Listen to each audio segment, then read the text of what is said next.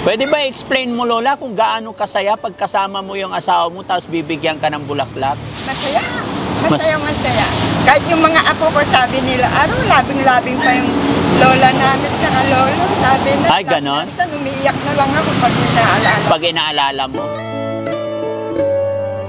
O, Lola, bibigyan kita ng bulaklak. Salamat. Ay, tuwan-tuwa po yung mga apo ko, Lola, bakit bumili ka pa ng bulaklak? No. Pagkain na lang, sabi. Gusto kong Lola, makatanggap ka ng bulaklak. Salamat po. Pulang-pula pa. Salamat po. Ngayon lang po ako nakatanggap ng bulaklak.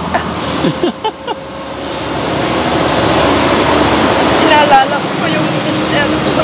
Naalala mo yung mister mo.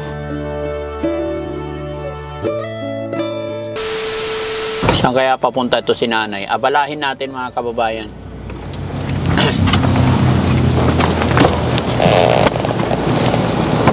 Nay! Oh, di ba kirot na ako? Bakit? Kumusta ka na? Mayap. Ano po? Mabuti naman. Saan ka galing?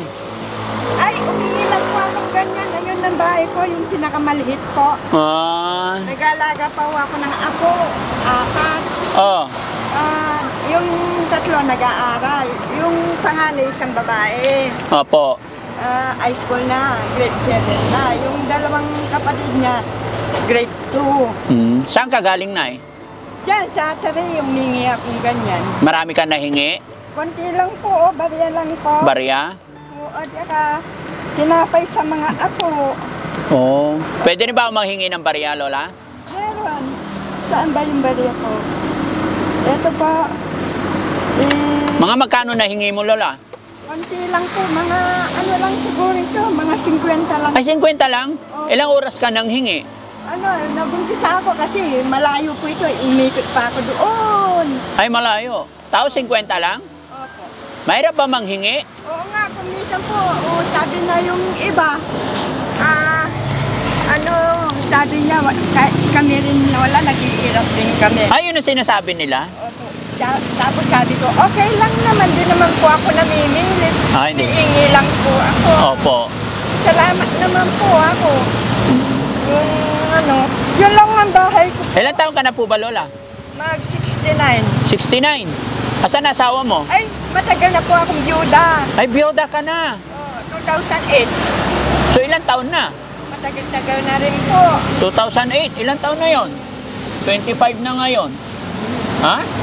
15 years. Opo. Kumusta na yung puso mo? Malakas pa rin. Umiibig pa? Ay, ayaw ko na po. Bakit? Dami ko na pong dinanas na irap sa mister ko. Kaya lang mabait. Mabait. Kaya lang, hindi na ako makakuha ng mabait na asawa kahit matanda na. Oo? Opo. May kasabihan tayo, Nay. Habang may buhay, may pag-asa. Wala na.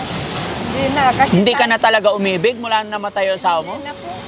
Kasi po yung inalagaan ko, matagal po 3 taon, inalagaan ko, may sakit siya. Sino? Yung mister ko. Ay, asawa mo. Hirap ako noon. Oo. Ginanong niya sa akin yung kauli-uli ang pagkakataon. Oo. Yan. Diyo, mag-asawa ka ba? Kung makikita ko kasing edad mo, kasing bait mo, okay lang. Kung wala, wala na. Oo. Yun lang po, okay lang, sabi, tumawa. Tumawa naman siya bago siya mawala. Yan ang nyo. So mula nun hanggang ngayon, Yun na lang pong mga apo. sa mga apo na lang. Baka umuwi na siguro. Kasi nagtitest nila eh. Oo. Akala ko, Lola, may date ka kasi pulang-pula ka eh. Ito po na, binigay po ng apo ko ito. Sabi niya, apo, pag kumita ka, punta tayo ng simenteryo. Sabi niya, puntahan ko rin ang papa namin doon. Kasi po, isa lang sa mansion lang. Ngayon po, pinasok yung tatay nila. Magdadalawang taon pa lang po. So wala kang date ngayon? Wala po. Ano ba? Alam mo ba kung anong petsa ngayon? Valentine's Day. Valentine's Day. Wala nagbigay ng bulaklak sa'yo, Lola? Wala, ma'am. Bakit? Hindi ko na isipin yun. Basta isipin ko na lang pagkain lang mga apo ko. At saka yung pagkain na lang. Opo. Kasi pag bibili ka pa ng bulaklak, bibili ka pa pagkain na lang. So, Lola, kailan kahuli nakatanggap ng bulaklak? Yung boy pang mister ko. Kasi yung mister mo lang talaga nagbibigay. Anong nararamdaman mo, Lola, pag binibigyan ka ng bulaklak ni Wala. Mister? Nandoon kami sa taas ng dikit, tinitignan namin yung mga bituin, gano'n. Nung pag binibigyan ka ng bulaklak, tinitignan nyo yung mga bituin. Anong nararamdaman mo nung time na yun? Masaya. Masaya? Gaano kasaya? Masayang masaya, kahit wala, kahit naghihirap ang buhay, gano'n. Oo. Pwede ba explain mo, Lola, kung gaano kasaya pag kasama mo yung asawa mo tapos bibigyan ka ng bulaklak? Masaya. Masaya. Kahit yung mga apo ko, sabi nila, labing-labing pa yung lola namin tsaka lolo, sabi nila. Ay, ganon? So, ibig sabihin, naalala mo pa rin yung magandang samahan ninyo? Minsan, umiiyak na lang ako pag inaalala. Pag inaalala mo? Ano pangalan ng asawa mo? Pedro, Pedro. Ilang taon siya nung namatay? may edad na rin, mga 70. Oh. Kasi ang agot niya sa akin, 20 eh. Bata pa ako noon, siya matanda na rin. Pasensya ka na, Lola, kung naalala mo yung malungkot mong nakaraan ng dahil sa pagkukwentuhan natin, ha? Wala pong masamang intention si Daddy Frankie. Bagkos ay gusto lang kitang batiin ng Happy Valentine po. Ako po si Daddy Frankie. Ay, Daddy Frankie po. Opo. O, Lola, bibigyan kitang bulaklak. Salamat. Ay, tuwan-tuwa po yung mga apo ko, Lola, bakit bumili ka pa ng bulaklak? No. Pagkain na lang, sabi. Gusto kong Lola, makatanggap ka ng bulaklak para maging masaya ka. Salamat po. Pulang-pula pa. Salamat po. Ngayon lang po ako nakatanggap ng bulaklak. Naalala ko yung mister ko. Naalala mo yung mister mo? Siguro tuwan-tuwa po siya pag Opo, masaya siya. Kahit sabi ko sa kanya, wag mo muna akong kukunin kasi may apo pa akong inaalagaan, yung walang tatay. Oo. Sabi ko, wag mo muna akong kukunin. Sabi ko, palakasin mo ako. Opo. Alam mo naman ang kalagayan natin hanggang ngayon, nasa taas dikit pa tayo. Iniwan mo ako, dyan pa rin tayo ako hanggang ngayon. Hanggang ngayon. Opo. Lola, naalala mo pa ba yung mga panahon na nagliligawan kayo? Oo. Lapit ka konti, Lola. Ano yung pangako ninyo sa isa't isa nung kayo'y nagliligawan? Wala naman. Paano kanya niligawan? Umiiti lang kasi nagtrabaho ako sa restaurant. Opo. Sabi niya, anong pangalan yung babae yun? Sabi niya. Taga dyan lang sa Ligtasan, sabi Opo. niya. Matagal na siya nagtatrabaho dito. Oo, matagal na. Kaya lang, nag-aalaga rin ng kapatid, nagpapaaral din. Sabi. Kasi 10 kami magkakapatid, pangatlo ako. Pangatlong panganay. Opo. Tapos yung nanay ko, hindi naman kaya maglabada. Payat naman at saka sakitin. Ang tatay ko naman, kargador lang sa palengke.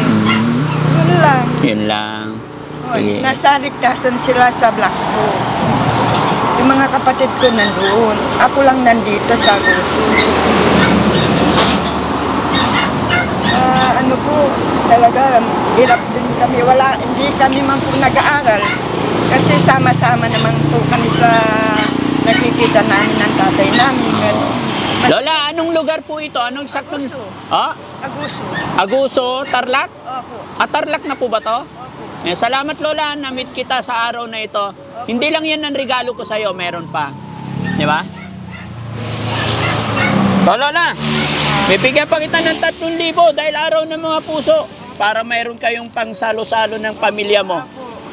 Naririnig ka niya yung ako ko kanya may cellphone siya binigay nung pong graduation siya. Opo.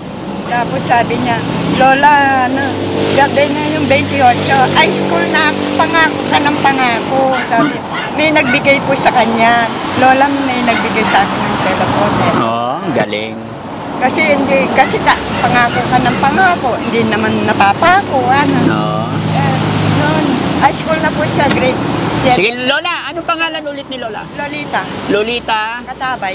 Lolita Katabay. Ayan. So, Lola, mapapanood ng mga anak mo tong video na to. Okay lang i-upload namin to? Opo, okay lang po. Ano ang mensahe mo po sa iyong mga apo, sa mga anak? Mga apo ko, sana mag-aral silang mabuti kahit wala silang baon. Sabi ko, naglalakad lang po sila pag pumapasok. Ay, ganun. Sa mga anak mo po, anong mensahe mo sa kanila? naman, sana magpabait kayo po. Sabi ko, ano yun yung mga apo ko, alagahan ninyo. May anak po ako sa Pangasinan. May anak saan sa Pangasinan? Season. Season. Tiga Pangasinan din po ako. Yung asawa ko taga Bulinaw. Bulinaw. Malasigi po ako. Sige. Opo. Sige po, salamat po. Sige, Lola, salamat ha. Salamat po, ingat ka po. Okay. So yun mga kababayan, mga kabarangay, si Lola na nadaanan lang namin at eto po ang mission ni Daddy Frankie, mga kababayan, no?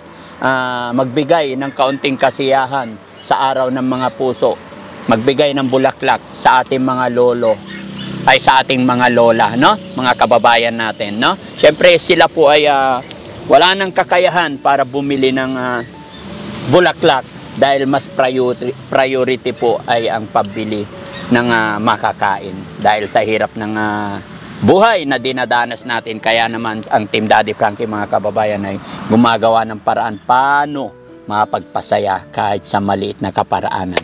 Kaya mga kababayan ko, mga kabarangay, lahat po na makakapanood ng video ito, happy Valentine po and have a blessed day po. Maraming salamat po, Daddy Frankie, anak ng Pangasinan. From Pangasinan, I love you all and God bless.